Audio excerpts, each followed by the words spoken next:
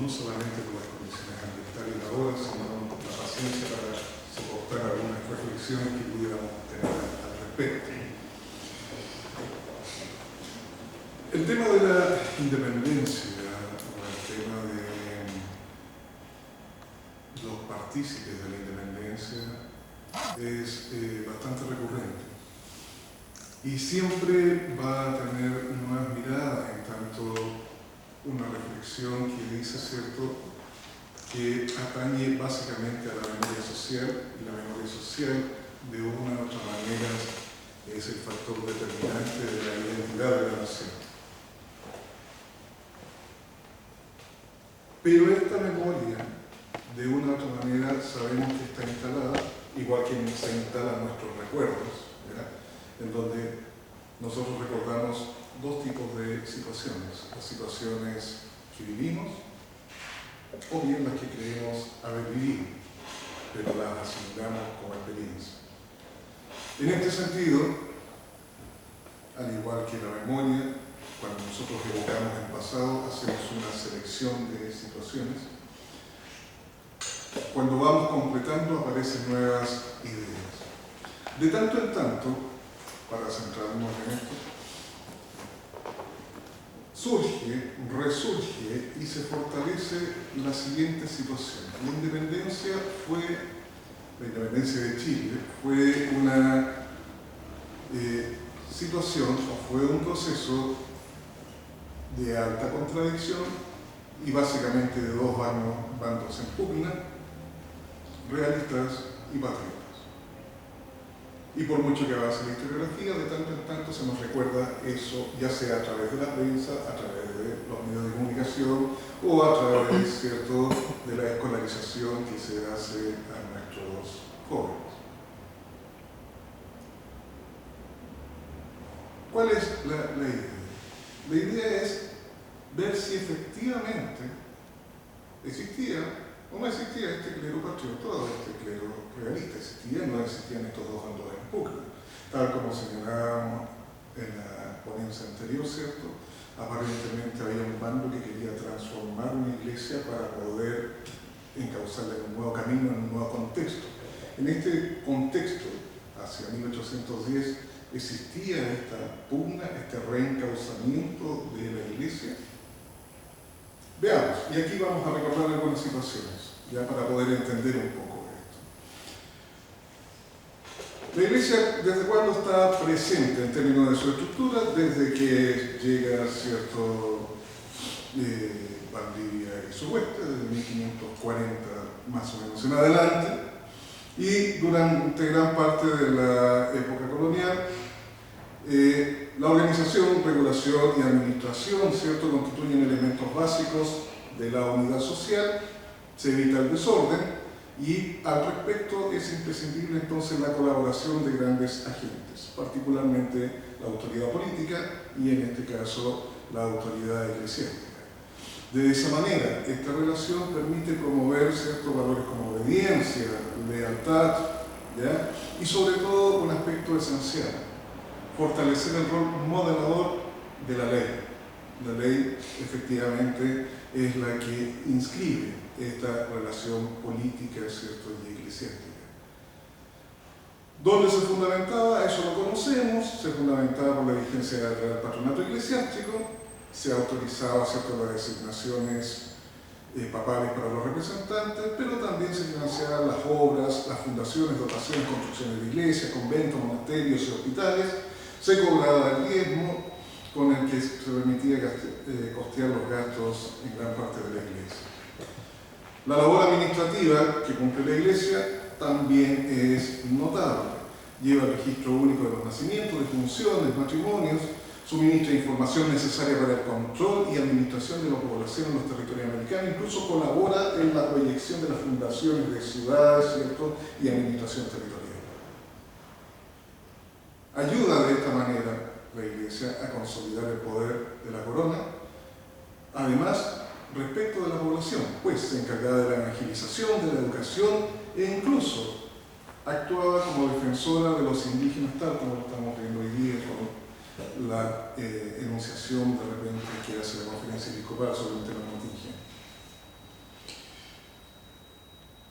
La Iglesia debía tutelar a los indígenas porque eran menores de edad, estaban bajo su supervigilancia.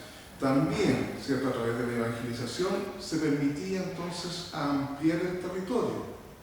De ahí también la explicación donde se alientan las misiones y se fortalece también el control y dominio, ¿cierto?, de la expansión territorial para el engrandecimiento del reino. En este contexto, la Iglesia se desempeña entonces como una organización que, junto con satisfacer las necesidades espirituales de la sociedad, cumple la función también de control social en mira a asegurar la estabilidad para que las reformas que el Estado estimase necesarias para el desarrollo de estas posesiones se llevase a cabo. Los sínodos coloniales, que tenían entre sus propósitos, ¿cierto?, establecer normas disciplinarias para adecuar la estructura eclesiástica a realidades territoriales inmediatas, no solo ratificaba la colaboración de la Iglesia con la autoridad política, sino que velaba también por el desarrollo, como decíamos, educacional, familiar, moral y ético de la población. Eso sí, siempre estableciendo o reafirmando la estrecha relación que existe entre la autoridad política y la Iglesia. Ejemplo, en el sínodo de 1688, celebrado por el obispo Bernardo Carrasco, al señalar entre sus actas, que una vez ha finalizado, ¿cierto?, comillas, dice, se remitió a la Real Audiencia todo el legajo para que viesen el real acuerdo si alguna de las constituciones acordadas tenía alguna cosa que contraviniese el real patronato. Siempre se estaba vigilando de no alterar la relación ya acordada y existente. También resulta interesante la postura del obispo Manuel Anday con motivo de la conmoción pública que provocó la expulsión de la Compañía de Jesús en territorios americanos un siglo después. Así, en una circular enviada a los superiores de conventos y monasterios, llama a la tranquilidad recomendando que no se hable sino con respeto de las órdenes del soberano y que se encomiende particularmente a Dios esta sagrada religión para que la ampare a sus individuos para que les dé conformidad en un lance tan sensible. La relación estrecha siempre reafirmada. Posterior a la expulsión de los jesuitas, también habíamos visto, hay una conmoción tan, no sé si tan fuerte, pero sí socialmente importante, y se dictan unas normas para regular la vida religiosa, conocida simplemente como las instrucciones. Y en ellas se señala lo siguiente: que siguiendo la doctrina evangélica y apostólica, no solo en los púlpitos y confesionarios, sino también en las conversaciones y discursos familiares, inspire los religiosos, como máxima fundamental del cristianismo, a aquellos fidelísimos vasallos el respeto y el amor al soberano, y obediencias a los ministros, que en el real nombre de su majestad rigen y gobiernen las provincias. En definitiva, la Iglesia, durante el periodo colonial, a través de sus diversas relaciones, influenciaba las conductas del conjunto de la población y mejoraba el control sobre ella. Aseguraba la estabilidad, sin mayor alteración o tensión interna, de la sociedad para el mejor logro del orden político. Entrando al siglo XIX, avanzando bastante ya, se produce algo inusitado. La imagen de la autoridad política comienza no a desdibujarse, pero sí a desmaterializarse, o sea, ¿dónde se encuentra?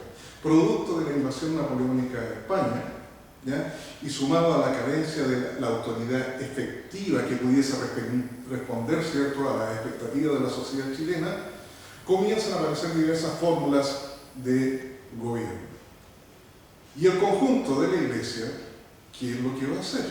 Si hasta antes de la invasión napoleónica estaba realmente establecida y funcionaba esta sociedad entre Iglesia y Estado, armonía social que promovía el desarrollo, tanto institucional como de la población en sí misma, en todos sus ámbitos y quehaceres, tiene que jugar un papel. Y va a contribuir efectivamente un elemento bastante importante para los diferentes grupos de intereses que van a estar en juego en este proceso. La coyuntura política afecta la organización eclesiástica y aparentemente, a la interpretación de algunos historiadores, se produce una división. Y digo aparentemente por lo que vamos a señalar más adelante, ¿ya? Al igual que en la época colonial, las autoridades eclesiásticas entran a defender el sistema de gobierno, independientemente de las etapas que esté adquiriendo este proceso de independencia, ¿ya? Argumentando básicamente, ya sea en esta arbitrariedad, ¿cierto?, que tenemos de la patria vieja, reconquista, patria nueva, con diferentes matices, ¿cierto? La autoridad eclesiástica argumenta que una de las funciones, ¿cierto?, que le eran propias es contribuir a la mantención del orden. Durante el proceso emancipador, entonces, las defensas de los gobiernos de turno se realizan a través de los sermones, a través de las proclamas, a través de las circulares, a través de las pastorales, y se apela a la creencia religiosa de la población, pero también a la capacidad racional de la misma de entender el mensaje. En primer lugar, se encuentra la preocupación por la estabilidad social. Ninguna población puede desarrollarse y alcanzar su felicidad en medio del desorden. Eso era un argumento reiterativo dentro de las proclamas. Además, constituye un requisito básico para el sostenimiento y desarrollo de cualquier sistema de gobierno, ya que una vez asegurado el orden, como decía Rodríguez Zorrillo, ¿cierto?, puede llevarse a cabo las medidas necesarias para estimular el progreso de la sociedad. En segundo lugar, se encuentra la preocupación por el respeto a la autoridad, pues dentro de esto, ¿cierto?, se encuentra la ordenación jerárquica de la sociedad. No tenemos, como hoy día incluso a veces trata de imponerse de parte de varios sectores, que somos naturalmente horizontales, como que todo es básico, tenemos los mismos derechos, una democracia absolutamente plena y perfecta. Y en realidad, lo que nos va demostrando la historia es que siempre ha habido algún tipo de jerarquía. Y lo que se recoge aquí es exactamente eso. El respeto a la autoridad, el funcionamiento de acuerdo a un orden jerárquico es lo que va a permitir, ¿cierto?, que la población tenga sentido de proyección, un sentido histórico de proyección. Así, por ejemplo, el obispo José Santiago Rodríguez Zorrilla manifestaba en forma recurrente que él buscaba mantener el orden, la obediencia y la sumisión a legítimas autoridades, entendiendo así por legítima autoridad la dictadura de la corona. Bueno. Más adelante, ya en época de don José Miguel Carrera, ¿cierto?, en el proyecto constitucional sobre las parroquias en 1813, impulsado por José Ignacio Cienfuegos y Juan Egaña, se señala que las autoridades eclesiásticas deben acatar las autoridades políticas, pues son los representantes de la nación. Lo único que se está haciendo es dar una interpretación de lo que ya ha sucedido previamente en siglos anteriores. Al no haber la autoridad, al desaparecer la figura, ¿cierto?, del rey, al diluirse, son los representantes de la nación, también aludiendo a una tradición española sobre la teoría del poder, ¿cierto?, son los que deberían gobernar. Y por lo tanto la Iglesia debería someterse a esa situación y colaborar en los objetivos ya planteados. En enero de 1814, José Ignacio Cienfuegos proclamaba que la libertad de nuestra patria, que es la causa más sagrada, tiene los más estrechos resortes con nuestra divina religión. No hay ninguna contradicción en lo que estamos haciendo. Al contrario, la defensa de esta naciente patria es efectivamente una de nuestras misiones para asegurar el desarrollo, ¿ya?, y el establecimiento de un nuevo orden. Fíjense, el mismo Cienfuegos, ¿ya?, 4 años después, el 10 de enero de 1818, ¿ya?, por medio de una circular, exhortaba a lo siguiente, decía, comillas: hagamos los sacrificios posibles para libertar a nuestra patria y ayudemos con nuestros intereses al sostén del Estado. Reafirmamos nuestra vocación. No estamos saliendo ni inaugurando algo más allá de lo que siempre hemos hecho. Poco más tarde, recordemos que se ha firmado, bueno, hoy día hay un debate polémico donde se firmó, si es que se firmó o no se firmó la independencia, pero la declaración existió. Y la declaración procedió, ¿cierto?, a un protocolo de juramento en diversas partes del país. Uno de los primeros que jura es Cienfuegos. Y cuando se le pregunta posteriormente, y lo deja por escrito, por qué había jurado esta independencia, él señala: lo juro porque creo en mi conciencia que esta es la voluntad del Eterno. No tengo problema, sigo lo que estoy creyendo, no tengo contradicciones internas.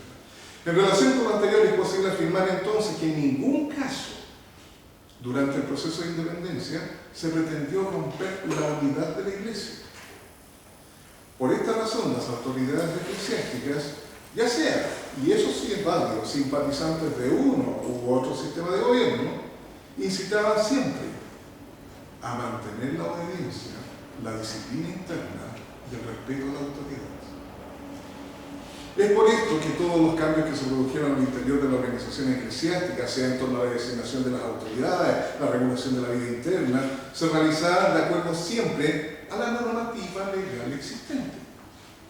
Eso le daba la imparcialidad necesaria, puesto que una actitud contraria, revolucionar todo esto, hubiera colocado en riesgo no solamente la unidad de la Iglesia, sino la unidad también de la población que habitaba en nuestro territorio.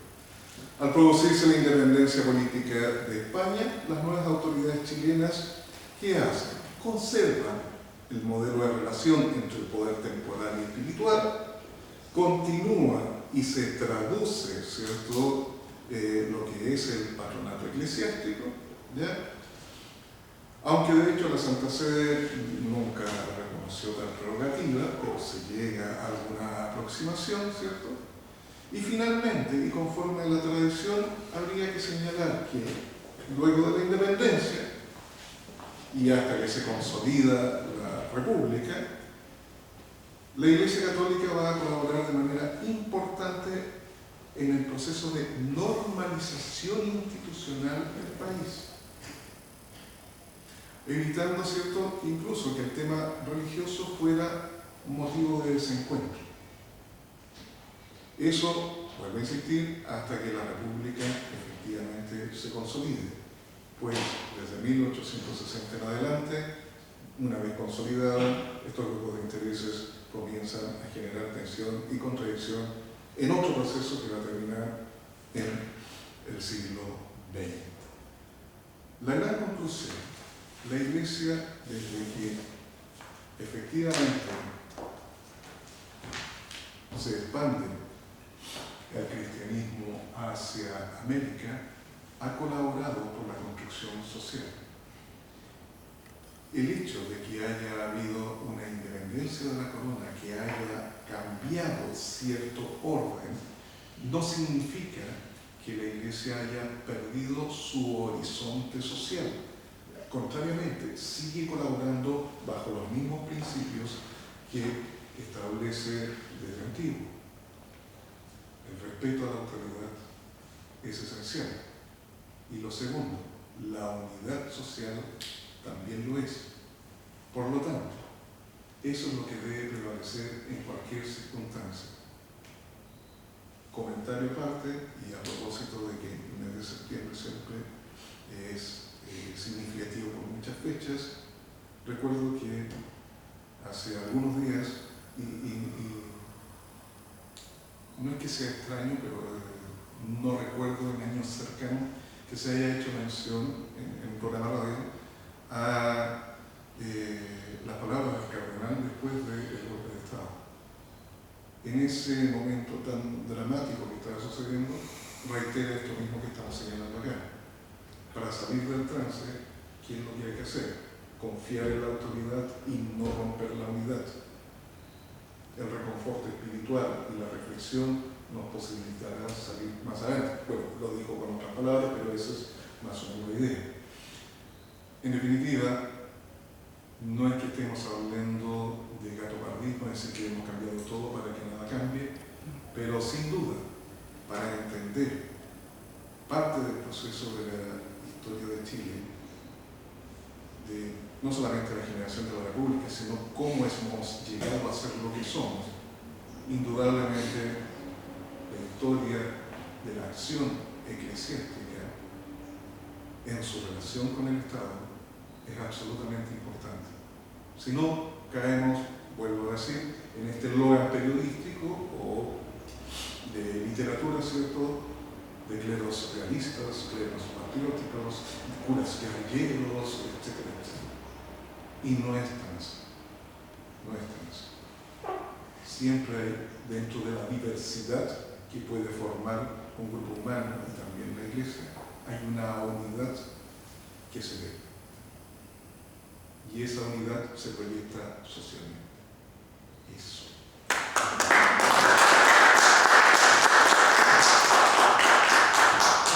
Le damos las gracias a don Vicente Cárcamo por mientras le entregamos su certificado de participación en nuestra jornada.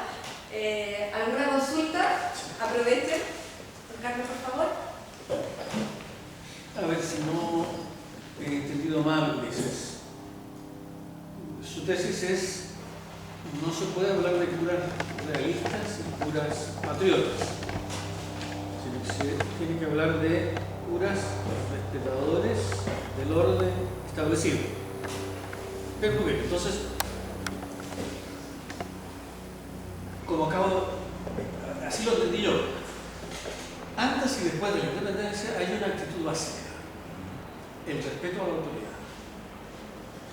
Pero debajo de ese nivel, respeto a la autoridad, esa autoridad se entiende de distinta manera. Hay unos que entienden que la autoridad son los patriotas, y otros entienden que la autoridad es la antigua autoridad realista. Los dos están respetando la autoridad sobre la base de este principio básico que permanece en el tiempo. Pero las maneras de entender y de erradicar la autoridad es distinta. Entonces hay que seguir hablando de curar la No, por autoridad. supuesto. A ver, más que, vuelvo a insistir, una cosa es la Iglesia como gran unidad, ¿ya? Independiente de que al interior, ¿cierto?, ya sea algunas autoridades, curas padres, o clero seglar, o como miembros de esta comunidad, en definitiva, ¿cierto?, tengan simpatía o predilección uno sobre otro, e incluso su entusiasmo lo lleve hasta el borde, ¿cierto?, de los hábitos que están llevando. Sin duda hay simpatías, pero lo importante es la conservación. Aquí hay como dos misiones. Una, efectivamente, la unidad de la Iglesia es primordial. No se puede sacrificar. Segunda situación, la Iglesia se debe también a la comunidad. Por lo tanto, la unidad de esta gran comunidad que pasamos, ¿cierto?, en algún momento, y hace una semana atrás lo hablamos, ¿cierto?, desde el reino al concepto de patria, y seguimos en otro lado. Esta patria que estamos construyendo tiene que también ser única, no necesariamente uniforme, pero única. Entonces, ¿qué es lo que sucede? Esta idea incluso de los curas patriotas y realistas es un fenómeno que hay que seguir estudiando. No debe formar parte de la caricatura, no debe formar parte solamente de la anécdota. Es decir, hay motivaciones que de una u otra manera llevan a esto, pero en lo medular, en lo central, el cuerpo mayor sigue efectivamente velando por la composición de este Estado mayor, más allá de diferencias locales, ¿ya? Es como si dijéramos, los sacerdotes que efectivamente se tomaron la Catedral de Santiago en 1968 representan una iglesia fracturada, no, o sea, hay y no hay. Finalmente, ¿a qué son llamados? A no quebrar la unidad eclesiástica. Independientemente de la interpretación que digamos que eso fue formal o no formal, pero son llamados a eso.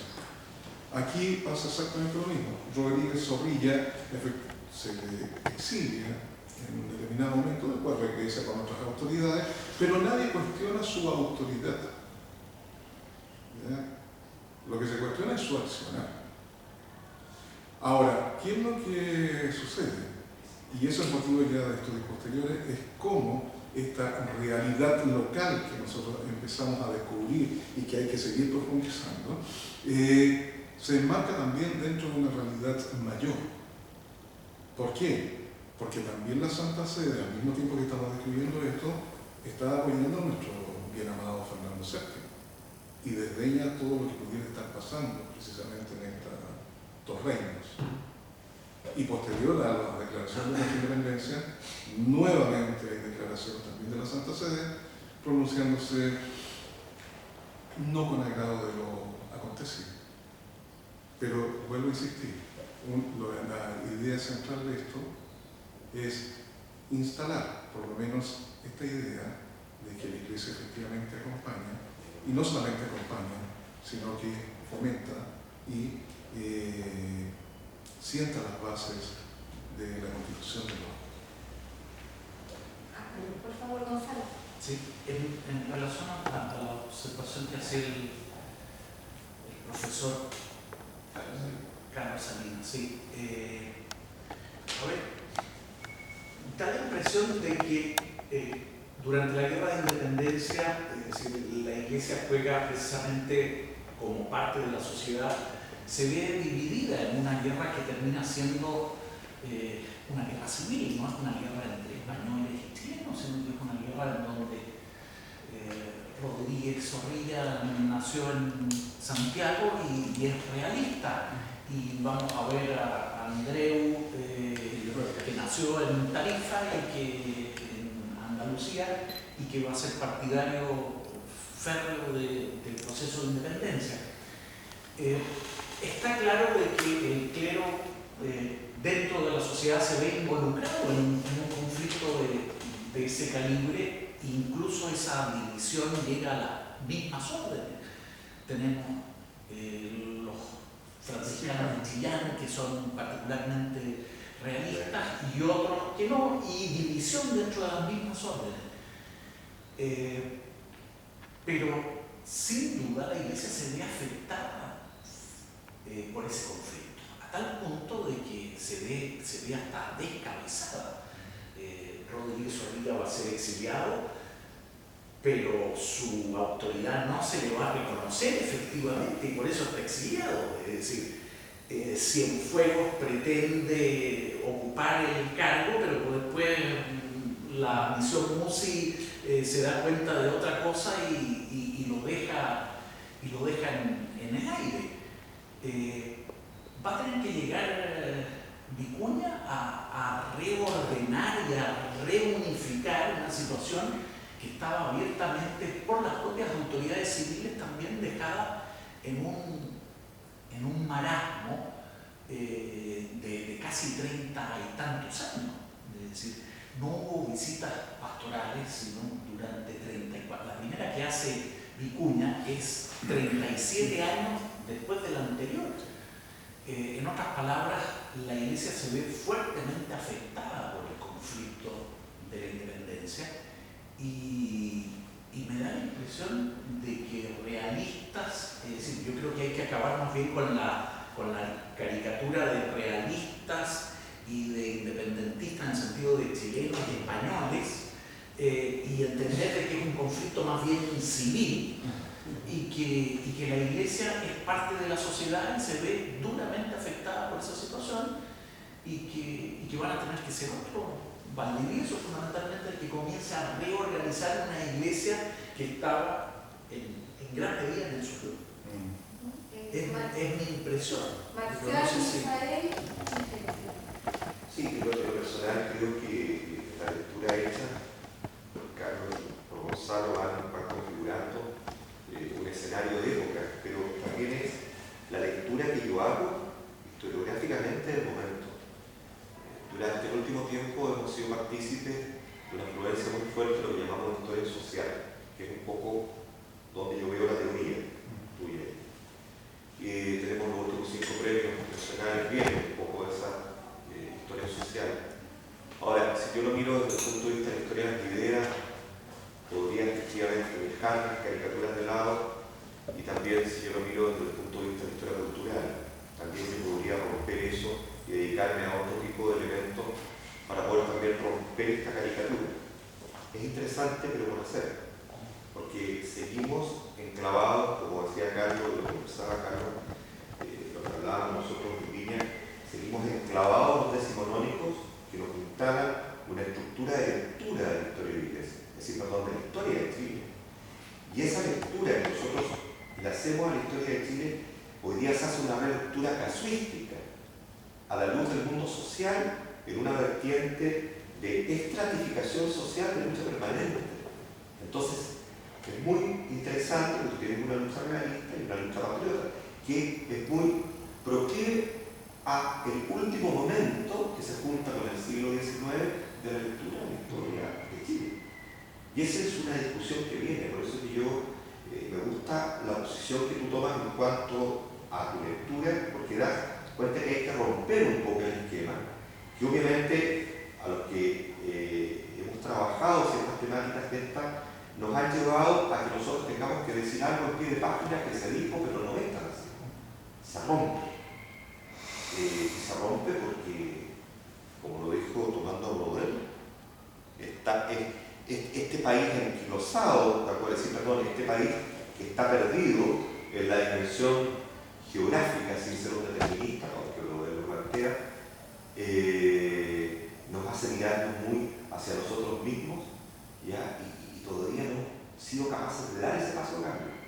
Y un paso de cambio de discusión historiográfica importante.